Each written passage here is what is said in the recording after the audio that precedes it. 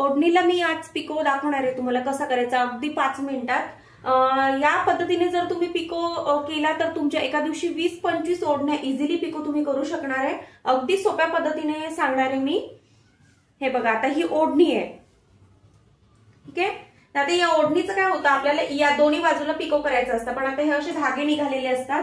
पहिले काय करायचं, हे धागे सगळे कट करून घ्यायचे आपण व्यवस्थित असे, कारण जेव्हा आपण पिकोला घेतो तेव्हा हे पूर्ण धागे त्यामध्ये अडकतात आणि पिको अजिबातच चांगला होत नाही। म्हणून आपण पहिली ही स्टेप कंपल्सरी करून घ्यायची आहे। एकसारखं याला कटिंग करून घ्यायचंय दोन्ही बाजूला, आणि थोडंसं कापड कसा मागे पुढे असतो त्यामुळे तो पण एकसारखा कट करून घ्यायचा, जेणेकरून आपला पिको सरळ येईल, ठीक आहे। ही झाली इकडची बाजू। आता ही दुसरी बाजू पण आपण कट करून घेऊया एकसारखी।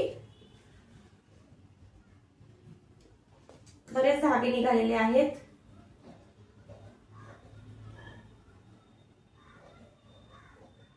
अगदी 5 मिनिटात पिको होईल याचा। दिवसभरात तुमचे 25 ते 30 इझिली ओढण्या पिको होतील या पद्धतीने जर तुम्ही पिको केला तर।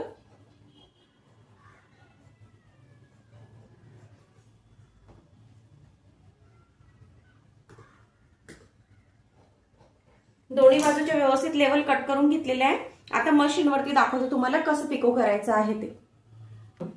हे बघा, आता पिकोचं असं फूट येतं, हे असं फूट। आता हे मला मशीन सोबत आलेलं आहे। जर तुमच्याकडे नसेल तर आता माझ्याकडे उषा स्टिच क्वीनची मशीन आहे। जर तुमच्याकडे नसेल तर असं फूट आपल्याला विकत पण मिळतं, जिथे टेलरिंगचं सामान मिळतं तिथं हे फूट पण विकत मिळतं, किंवा तिथं नाही मिळालं तर ऑनलाईन तुम्हाला इझिली भेटून जाईल। पिकोचं फूट तुम्ही जरी टाकलं सर्चिंगला ऑनलाईन तरी तुम्हाला इझिली भेटून जातं। 70 ते 80 रुपयापर्यंत हे भेटून जातं, पण मला मशीन सोबतच आलेलं आहे। आता याला काय करायचंय, याला आपण हे पिकोचं फूट आता लावून घेऊया। असं लावून घेतलेलं आहे। आता याची आपल्याला पहिले आतली बाजू बघायची। आता ही सरळ बाजू आहे, ही आतली बाजू आहे, तर आतली बाजू अशी ठेवायची आपल्याला। आणि बरोबर हे जे आता याच्यामध्ये बघा असं गोल अर्धा गोल दिलेला आहे, त्याच्यामध्ये बरोबर हा कापड असा न्यायचा आहे पुढे, आणि हा फूट खाली घ्यायचा आहे। आणि जेव्हा आपण पिको करू हे कापड पूर्ण असं सरळ ठेवायचं आहे, आणि याला असं क्रॉसच धरायचं आहे, असं थोडंसं असं निमुळतच धरायचंय, जेणेकरून आपला पिको चांगला येईल। तुम्हाला फूट कसं लावायचं ते सांगितलंय मी। आता पिको करण्याआधी, आता ही माझ्याकडे उषा स्टिच क्वीनची मशीन आहे, तर याच्यामध्ये कसं होतं, आता ही जी लेवल आहे ही 2.5 वरच मी कायम ठेवत असते, कारण शिलाई मला 2.5 इंचाची हवी असतं।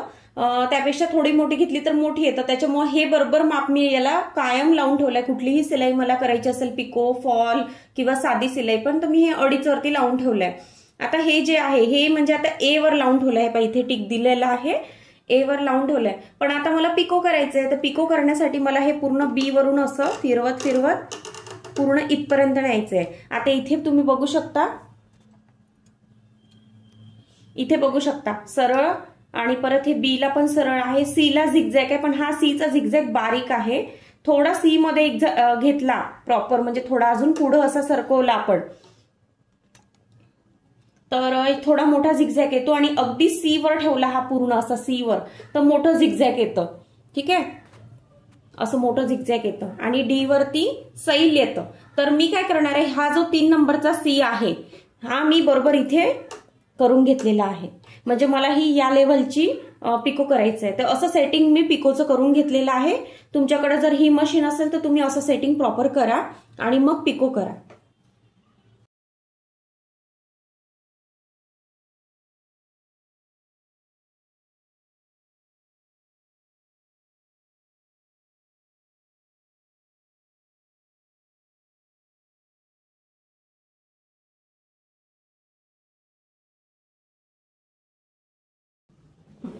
आपला आता एका बाजूचं पिको पूर्ण झालेलं आहे। आता दुसऱ्या बाजूचं पण पिको आपण असं सेम करून घेऊया।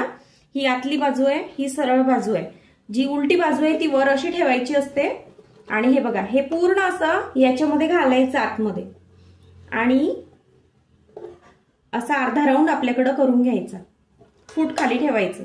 हे बघा आता हे जी बाजू आहे ही आपण इकडच्या साईडला अशी घ्यायची, आणि असं करत पुढं पिको करत शिवत राहायचं।